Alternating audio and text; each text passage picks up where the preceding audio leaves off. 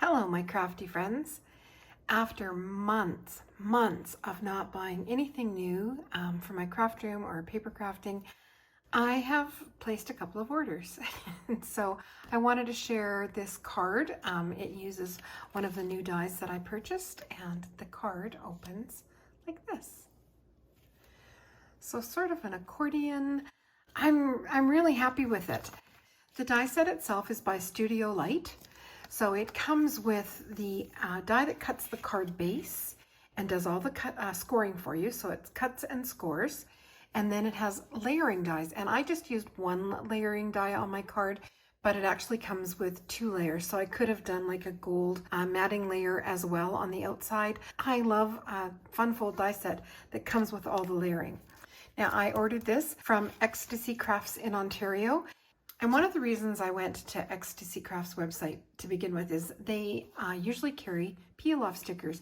I'm a huge fan of the glitter dots. I use them so often, and funnily enough, I didn't use them on this card. I actually used gems. I'm going to show you what I used on this card in just a minute.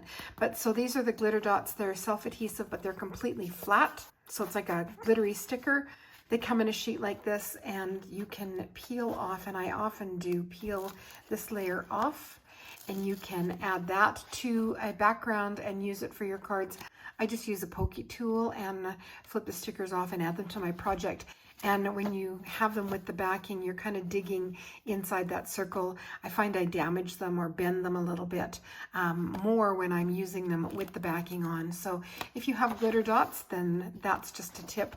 Anyhow, I had ordered gold and silver and the transparent with the gold, like all of them that I use so often. I used to get them years ago from Elizabeth Craft Designs, and I'm pretty sure that's where these ones were from specifically, but I've used up most of my stash.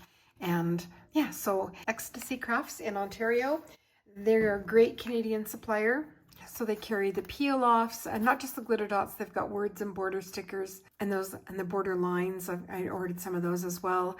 And then they carry the Studio Light line, which is fun because it's not a line that you can get everywhere. And they also carry Hunky Dory, so if you were looking for that. So this card is a little bit smaller than I thought it was going to be. I really did try to pay attention to the website and the measurements, but I looked at the measurements, but I didn't realize it was the measurements for a flat, like for the dies flat. I thought it was for the folded card. So when I got it, I went, oh no, that's way smaller than I thought. And yet I'm so happy with the card now that it's made, and I'm looking forward to making more of them. So I used the pattern paper here, which is Amber Moon from Prima. I've had it for a number of years. I would love to say I've almost used it up, but I haven't. I use a couple of sheets kind of every season for fall, and then it goes away for till the next season. So I doubt very much it's available anymore. So the size of this I wanted to show is, it's about 3 3/4 by about 5.5. So I thought it would fit in a mini slimline envelope, but it's a little bit too wide for that. However, I have these envelopes. I think they're an A4 envelope. They are sized for a 4 by 6 inch card. I use this size a lot. So these cards will work in that size envelope. And I added washi tape on the flap and a sticker on the front of the envelope. So those stickers are from my stash. And then the washi tape, this was another one of my new purchases, and I just ordered it from Amazon actually. I haven't ordered washi tape from Amazon before, but they had this big selection. It came with the 10 rolls, and I really liked the colors and the patterns on them, and I thought, well, I'll give it a try. I'm really happy with it. They're working out really, really well. Lately, I've been adding a lot of washi tape to the inside of my cards, like the inside panel, and now on the envelope flaps, I find washi tape can lift. It's not a permanent tape. So after I lay mine down, I peel up the edge, I add a little bit of wet glue, push the ends down into that wet glue, let it seal, and then just use scissors to trim off the ends. So it's not going to lift up on the ends. And I don't find it lifts in the middle. It just kind of will peel off or lift off at the end. So that's a tip for the washi tape. And isn't that cute? I really like it. And there's like the squirrels. Oops, upside down, but there's squirrels, and this one's autumn vibes and fall. I loved the sunflowers, and I especially loved this really dark background print leaves. I love leaves and fall colors, so while summer is my favorite season, being able to create with colors that I enjoy helps me get over the fact that I'm not looking forward to fall. So there's my little card there. The gems that I used are spellbinders. So the Color Essential gems, and I had got them from R&R Scrapbooking in Edmonton. I had been talking to Rhea hoping that she would have something like glitter dots, and she had suggested these. She said they're not very high.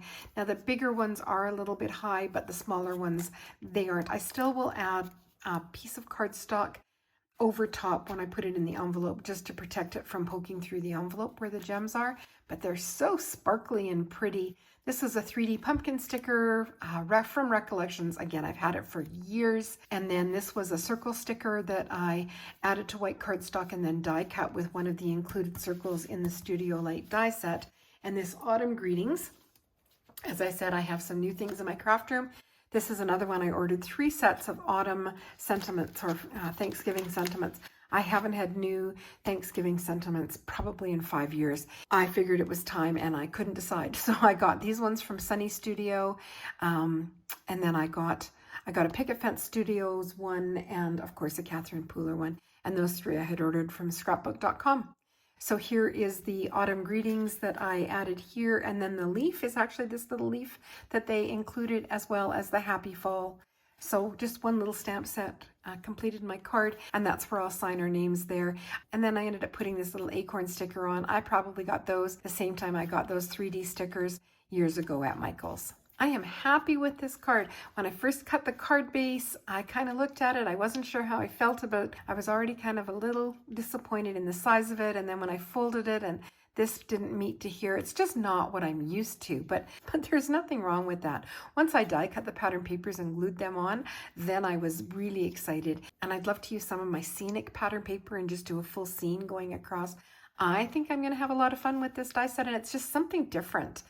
I won't always have this as a signing block. I will end up putting something here or using lighter pattern paper that you can write on. But yeah, for one of my Thanksgiving cards for 2023, I'm very happy with the card. If you enjoyed my video, please hit that like button, subscribe to see more, and that's it for me today.